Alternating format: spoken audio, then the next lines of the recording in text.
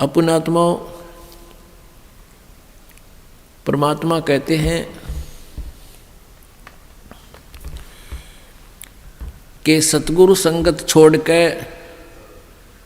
चाहे लाख वर्ष जप कीन, इंद्री कर्म ना मोक्ष होए फिर काल के अधीन। जो भक्त कुछ दिन इस भक्ति को करके किसी भी कारण से दुर्भाग्य उनका होता है, वो विमुख हो जाते हैं, वो भक्ति यहाँ से यहाँ आना छोड़ देते हैं, गुरु जी से उसका अपना संपर्क समाप्त कर लेते हैं।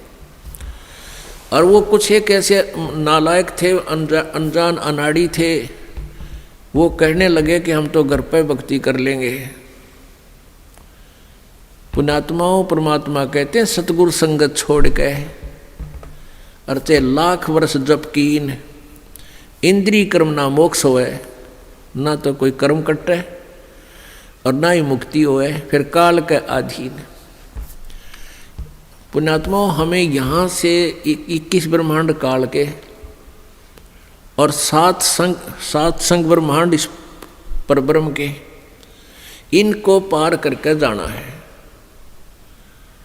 और जब यहाँ से भक्ति युक्त प्राणी चलता है, यदि उसके साथ सतगुरु नहीं है, वो नहीं जा सकता 10 कदम भी। रास्ते में पता नहीं कितने कितने बखेड़े हैं। ये काल का बहुत भयंकर जाल है। हमने उन्हीं रास्तों से जाना होता है जैसे हम शरीर में ही हमारे कमल बने हुए हैं।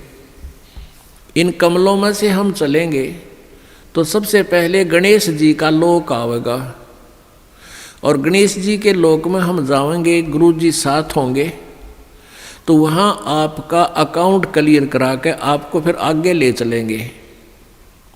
और यदि सतगुरु साथ नहीं है और आपकी पिछली पुण्य कमाई पिछली है और आप गुरुद्रोही बने नहीं, वैसे भक्ति छोड़ दी, आना बंद कर दिया, तो वो जो पिछले उस दौरान गुरु जी के संपर्क में रहने के दौरान जो तुमने भक्ति की, ये 7 मंत्र की या 2 मंत्र सतनाम की और सार नाम की, तो गणेश जी का जो जाप आपको दिया जाता है उन 7 प्रथम मंत्र में, उस मंत्र की कमाई से आप जी पहले गणेश जी के लोक में जाओगे। और वहाँ पर इतने नाच गाने डांस, बड़ी पता नहीं कितने हर तरह की, यानी आत्मा वहाँ जाती है तो उसका सूक्ष्म शरीर होता है, स्त्री जाती है तो स्त्री वाला ही होता है, पुरुष जाता है तो पुरुष वाला ही होता है। तो प्रत्येक लोक में जाते ही वहाँ हर तरह के नाचने गाने बकवाद, तो अकाउंट कराना तो भूल जाते हैं, उस रेस्टोरेंट में भ्रमित हो जाते हैं। और फिर वहाँ उनको गण बना दिया जाता है, उन्हीं की पुण्य कमाई से वहाँ वो ठाठ करते हैं और सारी बकवाद करते हैं, नाचने गाने डांस, कोई काम में कोई ना। जैसे रेस्टोरेंट में चले गए, वहाँ अपनी पूंजी खर्च होती है, वहाँ कुछ भी बकवाद देखो और खाओ सुनो, तो वो पूंजी नष्ट होते ही वहाँ से बाहर निकाल देंगे। फिर विष्णु के लोक में, विष्णु जी के लोक में जो आपने मंत्र जाप कर रखा है उसकी कमाई समाप्त होती है। फिर शिव के लोक में वो कमाई खत्म होते ही फिर दुर्गा के लोक में, फिर वो कमाई खत्म होते ही फिर आपका जो सतनाम का प्रथम और द्वितीय मंत्र है, प्रथम मंत्र जो ओम नाम है वो ब्रह्म का, फिर ब्रह्म लोक में, और दूसरा जो तत्व मंत्र है उसके लिए इस काल ने अपने एक ब्रह्मांड में ब्रह्मलोक में ही अलग से नकली सतलोक अलखलोक अगमलोक नामी लोक की रचना रच रखी है। उस दूसरे मंत्र की जो सतनाम के अंदर जो 2 मंत्र हैं, उसकी कमाई से उसको ऊपर नकली सतलोक में छोड़ देते हैं। और जिसने तीसरे नाम का भी जाप कर रखा है उसके लिए काल ने वो आगे के अलखलोक और अगमलोक और बना रखे हैं नकली, उनमें पड़ा रहे। और जब इसका कत्ती सारा नाश हो ले भक्ति का, फिर नरक में ठोक देते हैं। यानी इस प्रोसीजर में हजारों युग बीत जाते हैं, उसको पता भी नहीं चलता त्रिगेला के बिरान माटी हो रही है। तो सतगुरु कहते हैं शिव मंडल ब्रह्मापुरी चाहे विष्णु लोक में हो, अमरे गुण भूले नहीं तो आण छुटाऊं तो। अब कई पुण्यात्मा कोई ज्ञान तो खूब सुन लिया और कोई दुर्भाग्यवश यहाँ से दूर भी हो गए, तो वो फिर इससे या तो शिव मंडल में, शिव के लोक में, या ब्रह्मा के लोक में, या विष्णु के लोक में जा रहा है, फिर वहाँ कमाई वह मौज मार रहा है, तो उसके हृदय में यो ज्ञान अंतःकरण में समाया हुआ है, तो उसको याद आएगा कि गुरु जी तेन्यू क्या करते। कबीर परमात्मा के ज्ञान को बताते थे, यहाँ तो हमारी पूंजी नष्ट हो रही है, हम तो गलत आ गए, हमने तो यहाँ नहीं आना चाहिए था। कहता वहाँ भी तू हृदय से रोएगा ना मेरे लिए कि भगवान मैंने छुटा लो, कहते वहाँ से भी तुझे छुड़ा लाऊंगा। अब देखो पुण्यात्माओं, ये सु अवसर आपके लिए, जय इसमें पार तय होगे तो होगे, नहीं यू किया हुआ कर्म शुभ तुम्हारे साथ रहेगा, फिर उसका फायदा क्या होगा, के बनेगी। परमात्मा कहते हैं शिव मंडल ब्रह्मापुरी चाहे विष्णु लोक में हो और हमारे गुण बोलना नहीं थे, वहाँ भी आण छुटाऊँ तो ही। मान ले आप चले गए गुरु जी से, यहाँ से विमुख हो गए और आप चले गए विष्णु जी के लोक में, और वहाँ आपका याद आ गई, ओहो रही हम तो गलत आ गए भगवान, यहाँ तो बहुत गलत आ गया, हमारी पूंजी नाश होगी।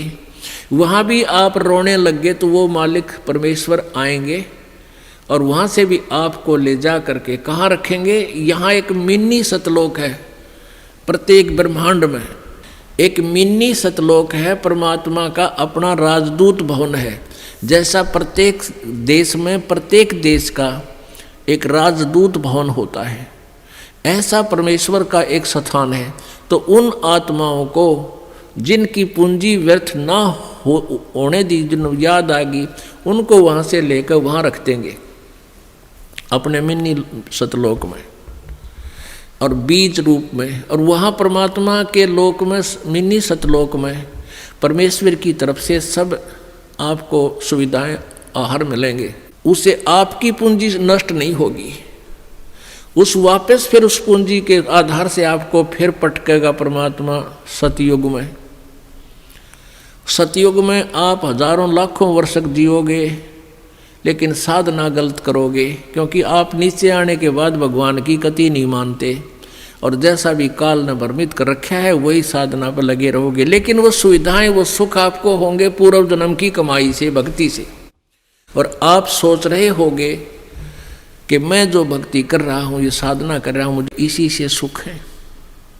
इस प्रकार सतयुग त्रेता द्वापर में आप अपने पुण्यों का नाश कर लोगे, कभी राजा बनोगे, कभी पृथ्वीपति बनोगे, कभी स्वर्ग में जाओगे हैं, और फिर आप कलयुग में होगे।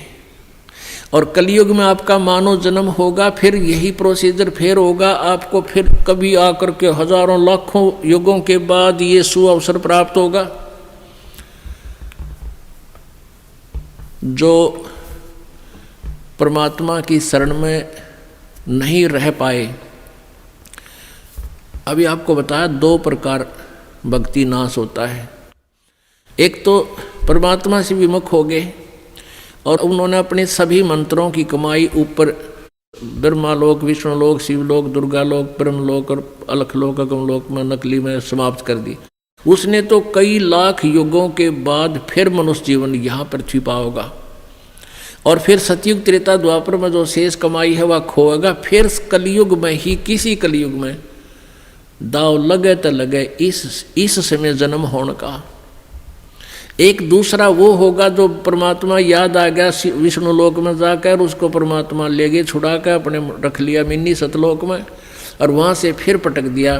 तो वो भी सतयुग से जन्म लेता हुआ बीच में राजा, चक्रवर्ती राजा, पता नहीं के बन के अपने पुण्यों को बहुत को नष्ट फिर भी कर लेगा।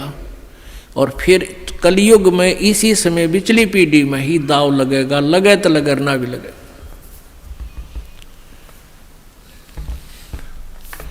तो परमात्मा कहते हैं सतगुरु संगत छोड़ कर लाख वर्ष जप कीन, इंद्री क्रमना मोक्ष होए फिर काल के अधीन। जब ये प्राणी यहाँ से चलता है, आगे नरी अप्सराएं नाच रही होती हैं या युवा देवता होते हैं, दोनों तरफ के मेल फीमेल को अट्रैक्शन करने के लिए इसने पूरा जुगाड़ कर रखा है। और सबसे बड़ी कमजोरी है इस जीव की, वो फिर भूल जाता है, सब कुछ भूल जाता है और काल के जाल में फंस जाता है।